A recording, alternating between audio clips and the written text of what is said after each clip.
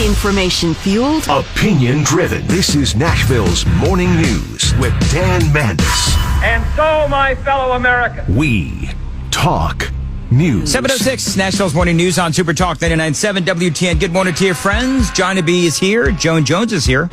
I'm Dan Mandis, and Hans von Spakovsky is here. One of my favorite all-time guests, Hans. It took me a long time to figure out how to say your name. I still shank it on occasion, but I appreciate you joining us here on Nashville's Morning News. So I'm hearing, thanks for having me. Yes, and so one of the things that President-elect Donald Trump, he has said this in the past, and others are saying it now as well, from his inner circle, if you will, is that he wants to change the voting laws, and there's a few things that have been mentioned. He wants to make Election Day a national holiday where employers are mandated to give people the day off with pay so that they can go vote. Mandate, of course, voter ID so that the ID matches the voter rolls, and mandate paper ballots for federal elections. Now, some of these things, there's going to be a conflict between federal and state laws and all that kind of stuff. But, you know, on the overall comment on this, I think that it doesn't really help or hurt any particular side. Some of these things just make sense. well, I agree, but, you know, it's so odd that the leadership of the Democratic Party for the last, now 20 years has been adamantly opposed to voter ID laws. And this is one of those great examples, Dan, where the leadership's views are totally divorced from their constituents, because the polling shows that, for example, voter ID, it's overwhelmingly supported by Americans, including 69% of Democrats. So the constituency of the Democratic Party says, yeah, you ought to have to show an ID, but their leadership doesn't. So if they try to push a bill like this through Congress, unless the Democrats have learned their lesson from what happened last Tuesday, it is going to be a very fierce fight, because, like I said, they have completely opposed what everybody thinks is common sense, except for Democratic members of Congress. So how surprised, without getting into the politics, because you can't necessarily do that, but how surprised were you, or were you surprised at what happened a week ago? You know, I was cautiously optimistic, and the reason I say that is that I did not believe the polling. You know, the polling showed it a neck-and-neck race, but I know that in the past, in 2016, for example, the polls greatly underestimated his support, Donald Trump's support, and I think that's because I know a lot of people who were afraid to admit they supported Trump, because if they did, think about the huge attacks the left, MSNBC and others, staged on anyone voicing any kind of support for Trump. Ordinary people saw that. They were afraid to even put up signs off it in their neighborhoods if they lived in urban areas, because they were afraid that their cars and their houses would get vandalized. And I think when a stranger calls you on the phone and says, well, who are you supporting? I think there's a certain percentage of people didn't want to answer that question because they don't trust pollsters and they didn't trust who was calling them. So I thought the polling probably underestimated his support, but I have to say, even I was surprised at the huge number of votes that he got in traditionally very blue areas. Yep. And California is one of them. And to be honest, Hans, I don't see how the polling I don't know if polling will even be relevant moving forward. Do you? I mean, how did they recover from, being so off here in 2024? I don't know. And their job has gotten enormously more complicated, actually, as technology has advanced. It hasn't gotten easier. You know, one of the biggest problems they have, and I don't think a lot of people realize this, is, look, they used to use phone books, phone directories to pick out voters in a particular area. Well, that was because if you lived in Virginia, you would have a Virginia area code. But everybody now has cell phones. Yep. A lot of people don't even have phones in their homes anymore, and people's numbers go with them. Yep. So you could be calling somebody with a California area code, but where do they live? Richmond, Virginia, and they've lived there for years, and pollsters are having a hard time coping with that. So you're talking about the voter laws mandating, one of the things that they are talking about is mandating paper ballots for federal elections. I don't know if I've ever spoken to you about your thoughts on going back to just strictly paper ballots. Well, it's unclear to me what he means. Actually, most of the country uses paper ballots. Mm-hmm. It's just that they are what we call OptiScan ballots. Yep. You fill out the paper ballot in your polling place, and then it's run through a computer scanner to count it. If they're talking about returning the country to hand counting of 150 million ballots, that's crazy, and it's impractical.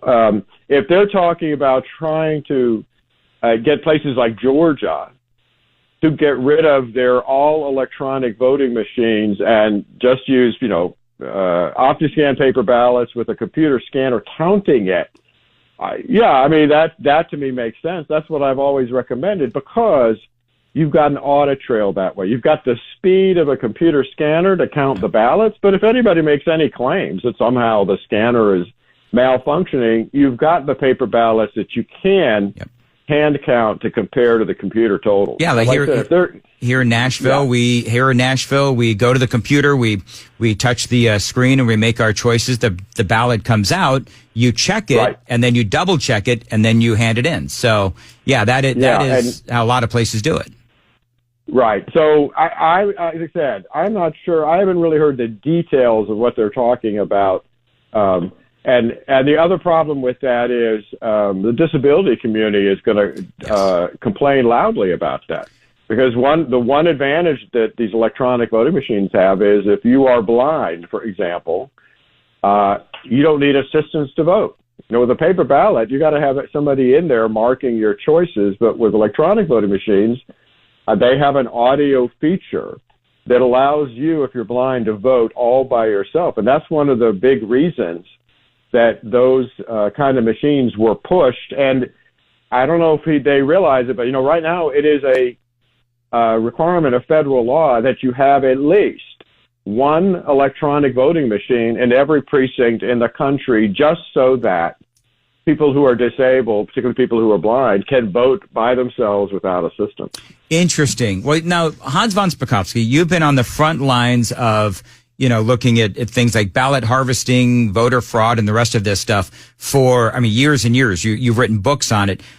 Were you impressed? How did you feel this last election was executed, given the fact that there were dire predictions of, a lot of questions and riots in the streets and protesting and all that other kind of stuff?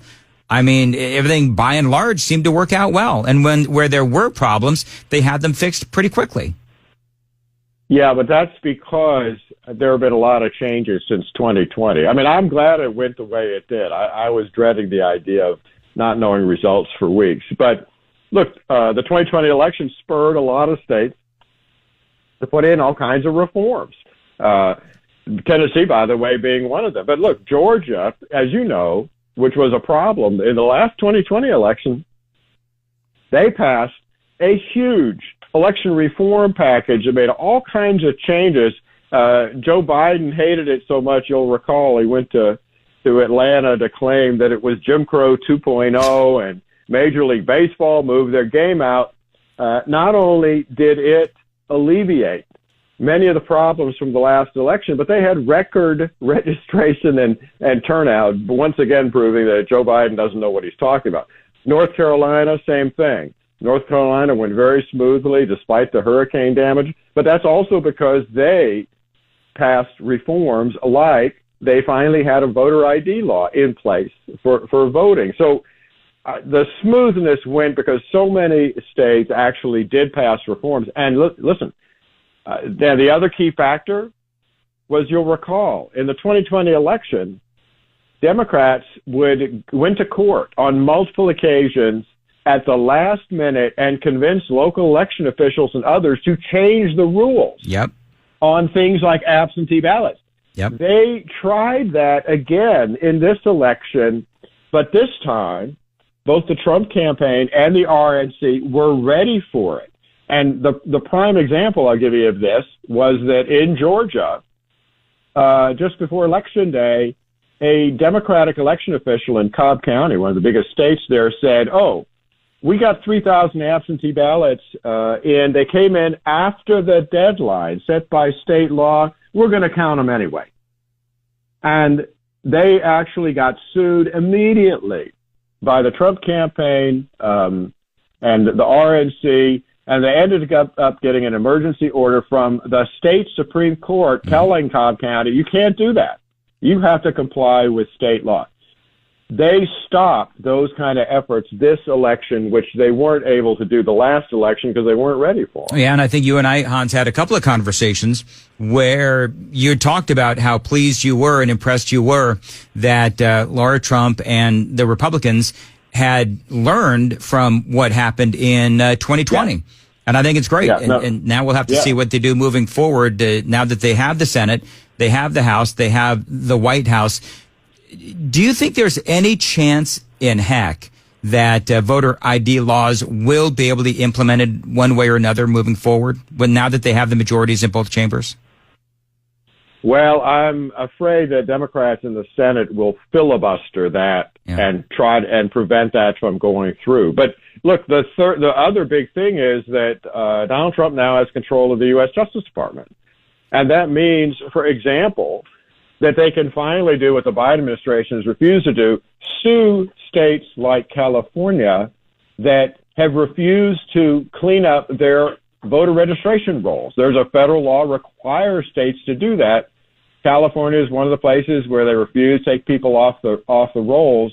But that's something the Justice Department can do now that it's going to be under a new administration.